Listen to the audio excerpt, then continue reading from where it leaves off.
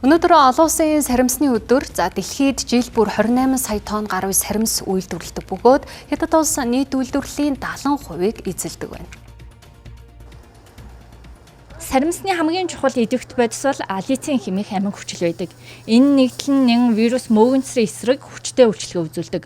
Мөн саримсны үнэр хоол идэх туршлагыг нэмэгдүүлдэг тул хоолнд дургүй жин багтаа хүүхдүүдийн хоол хүнсэнд хэрэглэхийг зөвлөдөг. Тиймээс эцэг эхчүүд хүүхдээ бор хоолнд орсон цагаас саримсны амт үнэрт дасгаж тогтмол хоол хүнсэнд нь хэрэглэхийг хоол зүйч зөвлөж байна. Олон улсад буюу одоо өнөөдрийн бидний нийгэмд саримсны хэрэглээ ямар байгаа вэ гэхлээр ер нь бол давсны хэрэглээтэй уялдаад давсыг бууруулах зорилгоор хоолны амт чанарыг дээшлүүлэх зорилгоор нийтийн хоолнд ашигладаг. Хүүхдүүд масс болоод ирэнгүүт ханаа томооны ихсээд ирдэг те. Тэгэхээр нүг ханаа томоогоо дагаад ханаа томооны вирус юу устгадаг вэ? Бидний хоолны сүнслэг саримс маань устгадаг. Тийм учраас сургуулийн хоолорооч тэр цэцэрлэгийн хоолорооч тэр ахуй амьдралдаа ч гэсэн бидний саримсны уйлрал эхэлсэн байгааг илэрхийлж байгаа. Ер нь бол саримсыг хүүтний буюу сэрүүн уйлралд хэрэглэх нь хамгийн их тохиромжтой байдаг. Халууны уйлрал тохиромж багтай байдаг. Манай иргэдийн дунд дархлаа дэмжих биеийг хоргоожуулах зорилгоор саримсыг түүхийгээр нь залгиж хэрэглэх нь түгээмэл байдаг. Тэгвэл саримсыг удаан хугацаанд түүхийгээр нь хэрэглэх нь хоол шингэц талаасаа тохиромжтой биш гэлээ. Түүхийгээр нь хэрэглэх гэдэг ойлголт бол байхгүй. Яг бүтнээр нь залгина гэдэг ойлголт бол ерөөсөй байж боломгүй.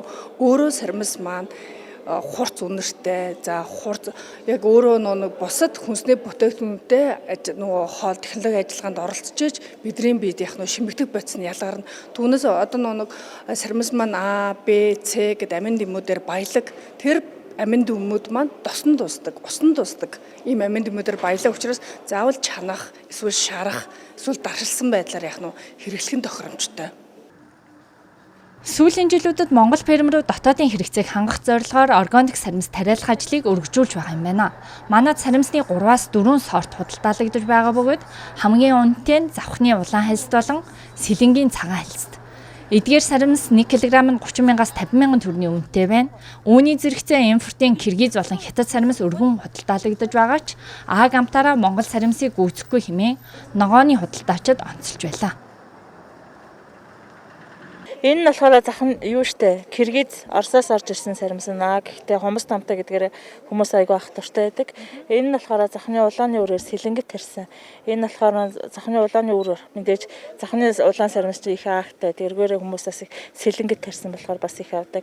Энэ нь болохоор сэлэнгийн өнчин гээд нэг болцоотой сонгон шиг хумс ахгүй сонгон саримс бүгдээрээ л агойтой. Хүүдэн сэрүүний үйлрэл ер нь л нэмэгдэж байгаа. Тэгээд 100 бол бас авдээ ш хүмүүс ер нь л тэгээд. Үүний хувьд бол ямар? Киргиз нь болохоор 30 мянга гэж байна. Энэ бас адилхан 30 мянга. Захны улааны өрөө сэлэнгит тарьсан бас 30 мянга. Энэ нь болохоор 20 мянга. 10-аад оны үеэс гадаадын цагаач иргэд орж ирэх үеэс эхлээд саримсны зөвлөд орж ирсэн энгийн нэг айлдам сатив ийм зөвлөг буюу энгийн саримсны зөвлөд орж ирээд тэгээд нутгийн иргэд томоохон гол мөрнөн сав нутгуудаар тариалж байгаа. Ялангуяа тэр нэг завхны 2 сорт батлуулсан байгаа. Тэр нь болохоор улаан айлстай улаастай сорт, цагаан айлстай ховд гэсэн сортыг нутагшуулаад энэ 2 сорт одоо хүртэл таригдж байгаа.